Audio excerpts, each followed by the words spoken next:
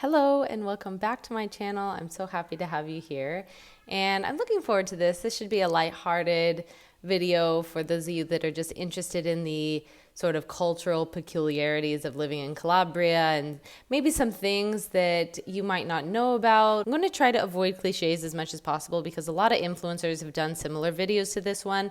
And I'm going to kind of try to make it more Calabria specific. Some of these do apply to Italians all over the country, but a lot of them are Calabria specific.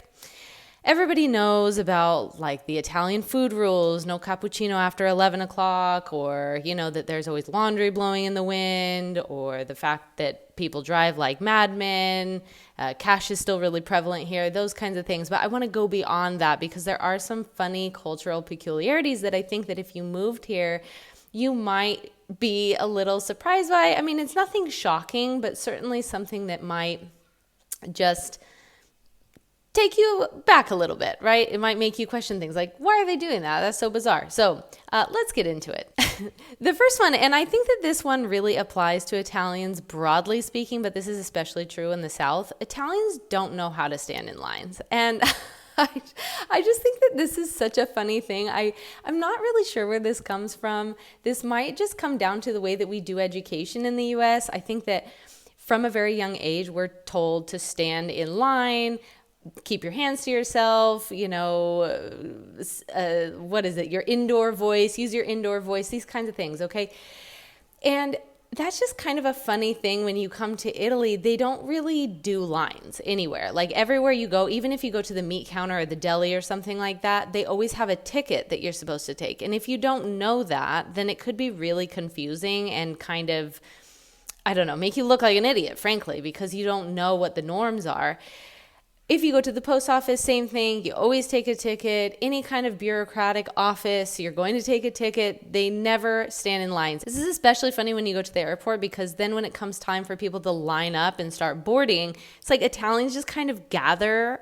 It's like they don't really know how to do lines. So anyway, I just mentioned this one because this one it's something that stood out to me really early on, and I just think it's such a funny peculiarity. Another funny supermarket related thing, I just mentioned the ticket that you have to take at the deli counter, but another funny thing, and I just want to flag this because this could be something that would shock you, and it did me. I was that person that made this mistake.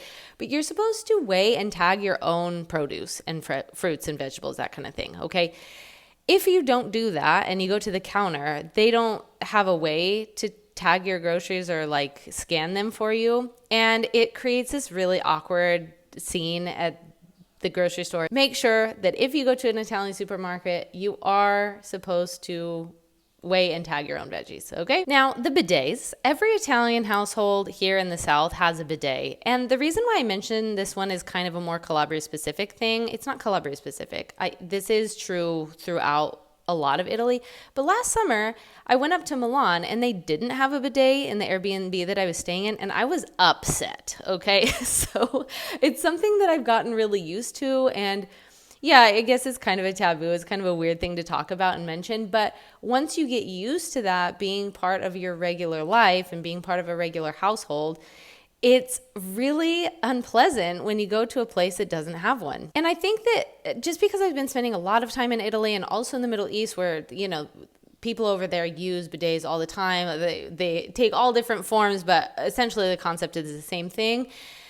Now, if I don't have one, it's just, I don't know. It really bothers me a lot. I can't stand it. And I know that for some people, especially North Americans, this may seem like, what's the big deal? It's such a weird concept. And in some cases, people might even find it gross. But I don't know. I just think that this is a really funny experience to go through. Some of my friends that came to visit me didn't even know how to use a bidet. I had to explain to them how to use a bidet. So you will find a bidet in every single household here in the South. Even in public restrooms, sometimes they have bidets. So just be prepared for that. Now, fireworks at all hours. Fireworks go off all the time. Doesn't matter. Monday through Sunday, morning, noon, night time. Okay, like they light off fireworks for all different occasions. Birthday parties, weddings, graduations, you name it. They blow off fireworks, okay? And if you don't know what's going on, it can be like, what the hell? What are the fireworks for? And also, they're big fireworks. They're like nice fireworks, the kind that we would blow off for really special events in the US. So this is a funny thing because sometimes it happens at like 7 p.m. and you're like, what could possibly be being celebrated right now? But I just want to say this one because it is something, especially here in Calabria. You will hear that a lot. Also, sometimes people shoot guns, people have hunting rifles. They're not supposed to do that. It's an illegal thing to do. But in any case, it does happen sometimes. So you might hear that as well. I wanted to mention the trash schedule and the way that they collect the recycling here. It's actually really bizarre and kind of complicated. It varies a lot from north to south and also smaller villages to big cities. There are just lots of different ways that they do it. So if you go to Italy, it's very important that you go to your local comune or whoever it is that's renting the house to you. They can explain it to you. But my advice would be go to the local comune.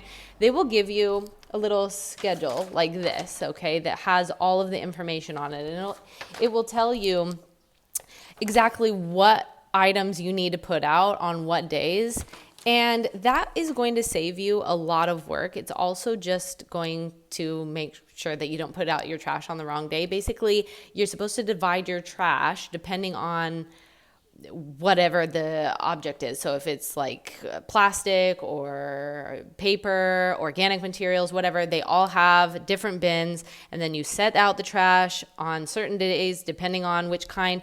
On our schedule, you're even supposed to put them in a very specific color bag, actually, which I think is hilarious. Nobody conforms to that, by the way, but it is written on here. And then on this one, they have like all this explanation on it as to what is considered recyclable, what's not considered recyclable, what to do if you have any trash that doesn't fit in any of those categories. They have like a category called indifferenziata or something like that, and you put it in that bin. So every comune has their thing. They have their days. They have their colored bags, whatever the specifications are.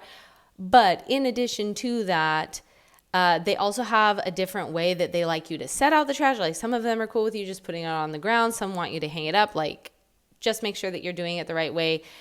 In some places, they are giving people fines because I've mentioned how dirty and how there's lots of trash sometimes in Calabria. This is a big issue and they're really trying to fix this right now. So in some cases they are giving fines. I don't know how much those fines are, but I just wouldn't play around with that because, Italy tends to fine hard when they do fine. In some cases, you just have like a large bin outside. I've seen this in Rome, for example, and also in Florence when I was there. They just had these big bins that you would throw specific trash in. So they had like the paper bin and so on. Here, it's a door-to-door service, so basically you just set out your trash right outside your door and they come and pick it up. But again, it varies a lot from place to place, comune to comune, so just make sure that wherever you go, you figured out the trash schedule. Power cuts and water shortages, my favorite, and we're almost coming up on that time of year. August is where this is a big issue. So basically, there are just lots of water shortages. I'm not exactly sure why this happens. I guess what I've been told, at least, is that a town like this one, it's only about 1,500 people that live here. It's a very small town.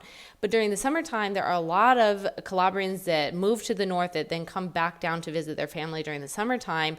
And so a town like this literally doubles in size. It can reach like 3,000 people during the summertime. And so they quite literally just run out of water. And so in order to conserve the water, they literally shut off the service during the nighttime. This will catch you off guard the first time it happens because you'll go to turn on the shower and you can't, or you'll go to wash your hands and you can't. So yeah, that's definitely a little bit of a shock. I think pretty much everybody in the South is used to this by now. I don't know in the North if they deal with this, but for sure, this is a huge issue in Calabria, and it doesn't really seem to matter where you are. I've seen water shortages all over the place. The other thing that's really common is they're not complete blackouts, although that does happen sometimes, but they're more like brownouts where they just do like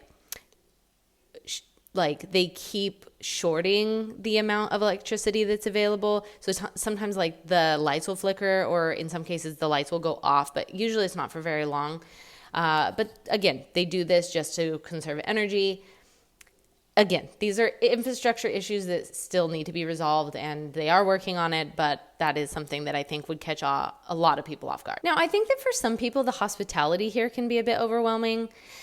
This is a funny thing because, and I mentioned this in one of my other videos, but people will just drop by unannounced kind of, and they don't really have any expectations of me necessarily. Sometimes they want coffee. I always offer something, but usually they'll just decline, and then you're supposed to keep offering whatever. It's a cultural thing. But the point is that people will come by unannounced quite often. I think I have somebody come by at least once a day, if not multiple times a day, and sometimes the same person multiple times a day. So, that's kind of an expectation in Calabria. But also, again, it's mutual, right? Like, you can drop in on them. They'll always offer you something. Like, that's just the lifestyle. And so I do this quite frequently, actually, with the people that I'm quite close to. I just go and visit them sometimes. My landlord this morning, for example, she just dropped by. Actually, I was supposed to pay her my rent yesterday. And so when she came by, I thought she was collecting the rent. And when she came to say hi to me, I went to pull the money out of my bag, and she was like, no, I didn't come to collect the rent. I just wanted to say that whenever you want to, you can come visit me at my house. And actually it was really cute, but again, these are just things that might be a little bit surprising or overwhelming to you.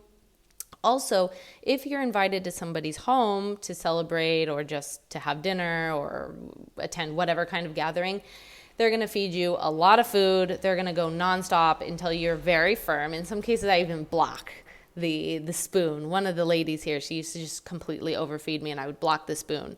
So, you just have to get very boundaried with those kinds of things. And it's funny too, I'm not going to get into the way that they do food here, but because they basically do courses, sometimes they would serve me too much food for the first course. And I'm like, okay, but I don't know what you prepare. I don't know what else is coming. So I don't want to eat too much of the first course, because if I do that, then I'm not going to be able to eat anything else that you prepared. So all that to say, sometimes you have to be a bit boundaried with the food rules and just tell people I'm full. I can't eat anymore or drink anymore, because that's also a thing. In a small town, everybody knows your business. And yeah, this is something that I think for a lot of people could be really overwhelming, at least, if not annoying.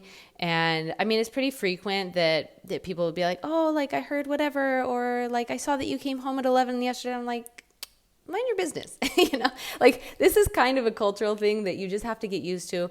I think that this is true if you live in a small town and in many places, but because of the traditional nature of living here in Calabria, I think it can become really overwhelming, especially if we're talking about male-female relationships or relationships with anybody in general. People will know your business. They'll know who comes by. They'll know who stays for long. That's just a thing. So one of the pieces of advice that I got when I first moved here, a very good friend of mine told me, you're free to do whatever you want here. Just know that everyone will know about it. And I'm really glad that he said that, because that stuck with me, and it made me sort of adjust the way that I would normally do things. Not because I really care about public perception, because I really don't at the end of the day, but it does make a difference to be in good standing with people here, and you don't want to be disruptive. You don't want people to think that you're up to nefarious things or doing something that's really weird by their standards. A lot of things are weird by their standards that I would not consider weird. But anyway, I digress. The point is that there's a pretty serious lack of privacy, and that's something that you would have to adjust to. Now, I have a car, so it's not an issue for me. I can just get in my car. I can go out of town. I can meet my friends out of town. But, for example, even inviting one of my guy friends over for coffee, for example, might be seen kind of weird. And this is something I can get into in a different video, just the really traditional nature of living in Calabria. It's a big topic and something that we just don't have time to get into in this video. All that to say, everybody will know your business. Yes, it will annoy you. It will become overwhelming most likely, unless you come from a very small village where that's the norm and you're used to that. But yeah, it could be a substantial culture shock for a lot of people moving here. The next one's funny to me. Okay, so if you don't understand Italian, and let alone the Calabrese dialect, it might sound like people are fighting all the time. When I first moved here, I spoke decent Italian. It was okay, so I could tell that people weren't fighting. But this morning, for example, when my landlord came to talk to me, I was on the phone with a student when she came, and so the student could overhear what we were talking about. And when I got back on the phone with my student, she was like, "Oh my God, was she upset with you?" And I said, "No, that's just the way that Calabrians talk to each other." Okay. So Calabrians are just really intense, really passionate, really loud. And that can come across as fighting to people that aren't used to that kind of passionate dialogue.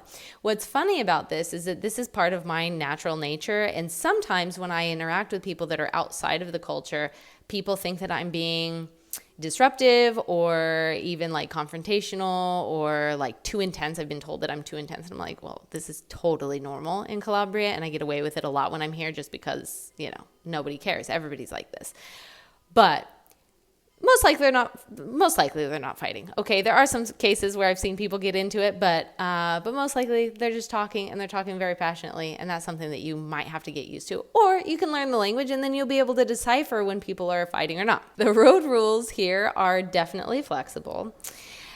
Not legally, of course, but it is kind of intense driving. I've talked about this in several other videos before. I did a whole video on driving in Calabria. That's a whole separate topic. But the driving is intense. It is not easy driving here. I always say this, and I'm going to say it every time I make a video and mention driving in Calabria. If you don't know how to drive a manual vehicle, please rent an automatic. Calabria is not the place to learn how to drive a manual vehicle. It's not easy driving, okay? Actually, it's very challenging driving. Apart from just all the curves and narrow roads and the inclines and declines, you have to be very good at like upshifting and downshifting, okay? It's not easy to do that, so please get yourself an automatic vehicle if you don't know how to drive a manual. All that to say, pretty much the way that Calabrians view traffic signals is like suggestions, okay? So stop signs, red lights, all of this stuff, people just kind of drive at their own pace. Careful with that, though, because they know what they're doing. The police will be able to decipher if you're not from here, and I've heard of people getting speeding tickets and whatever. The people in the area here, they know where all the little radar signals are and the cameras and everything. They know all of that, okay? You don't as a foreigner if you're coming here. So just be careful with that. It's very easy to get a ticket here. Very, very, very easy. And you don't want to have to go to the post office to pay it. It's such a pain in the ass. Also, cars are kind of parked every which way. Scooters and motorcycles coming in and out of streets. All of that is very chaotic. I would say like people honk their horns a lot more often than they would, certainly in North America, but in lots of other parts of the world.